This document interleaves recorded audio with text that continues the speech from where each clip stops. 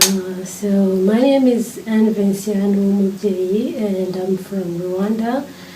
And I met Pat in 2011 when I was in summer vacations. And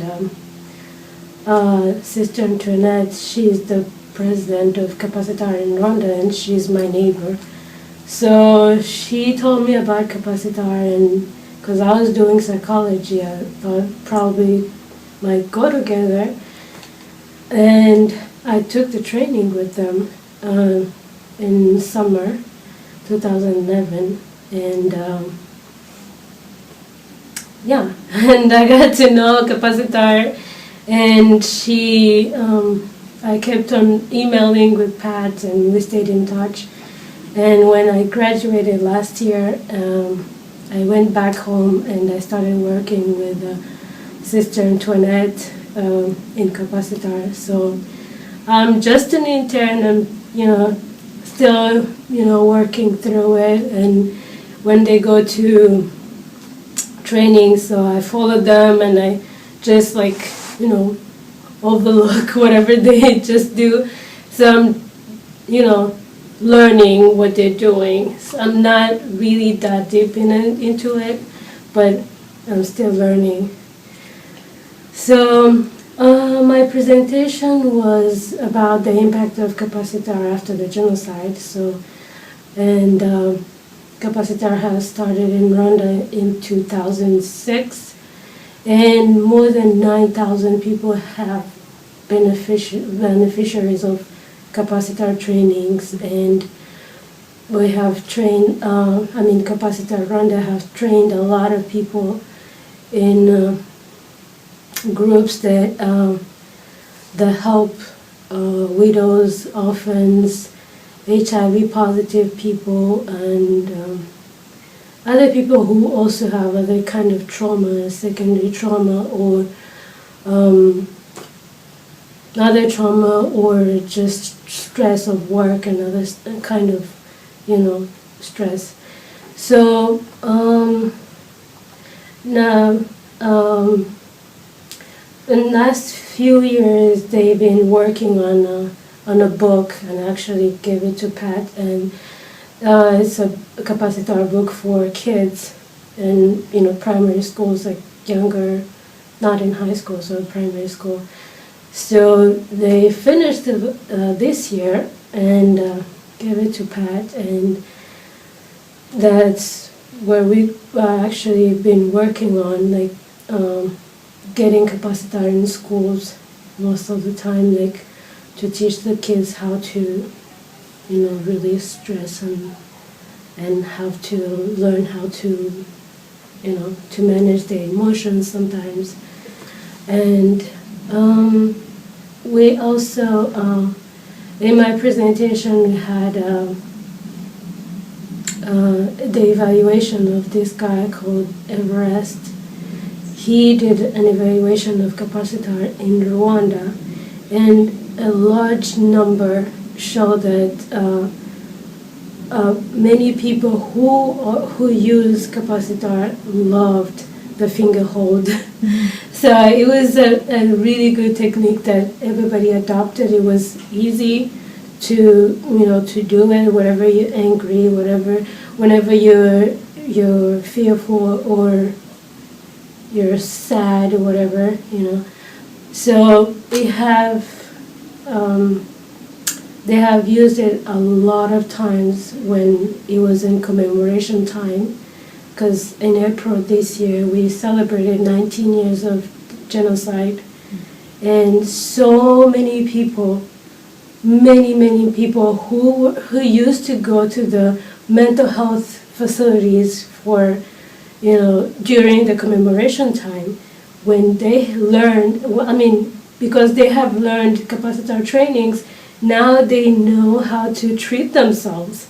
They can do the finger holds, they can, hold their chest and whatever, and all other techniques that mostly the finger hold shows the biggest numbers that it has really worked.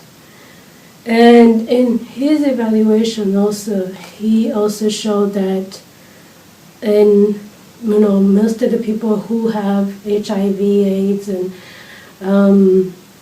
the widows, people have become more tolerant.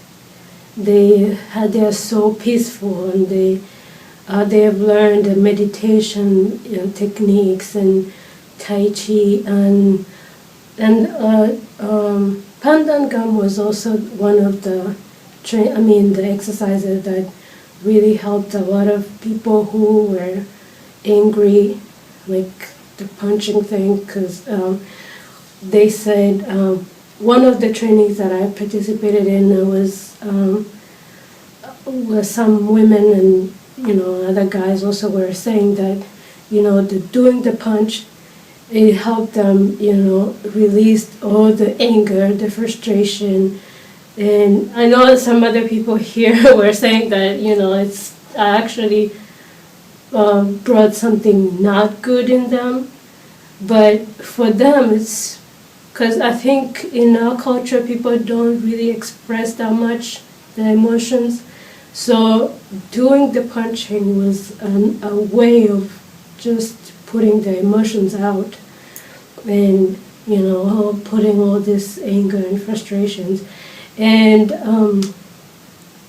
in his evaluation, he also said that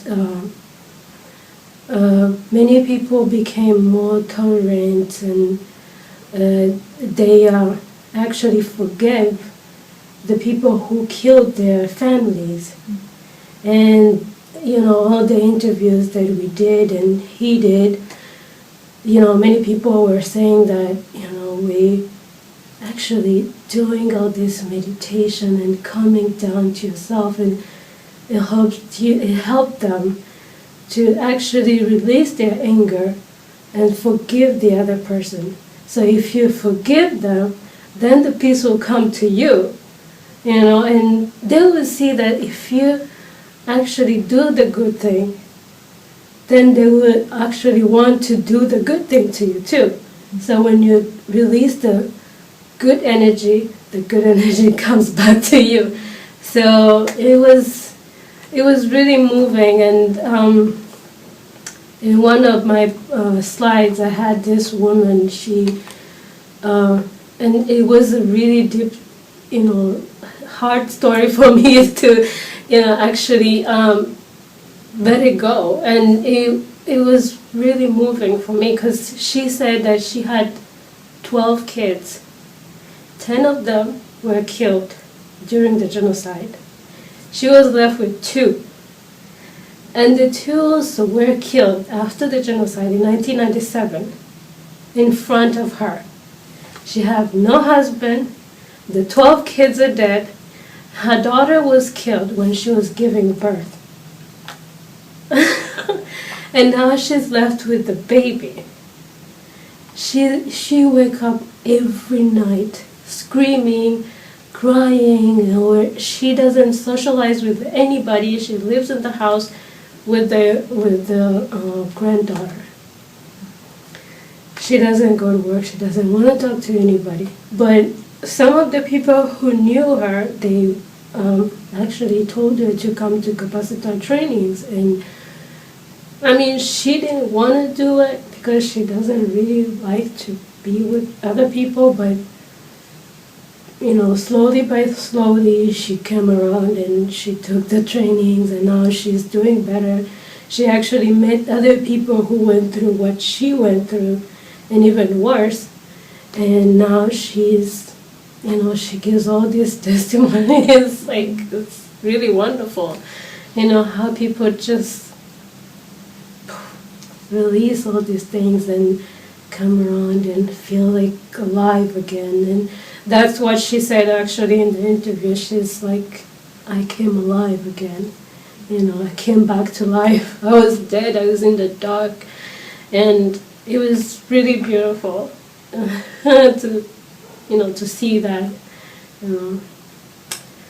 Anyway, so mostly about my presentation was on the impact of Capacitar in general from 2006 until now. But most of the the slides were numbers and, all these things, like evolution of all these things, from 1990.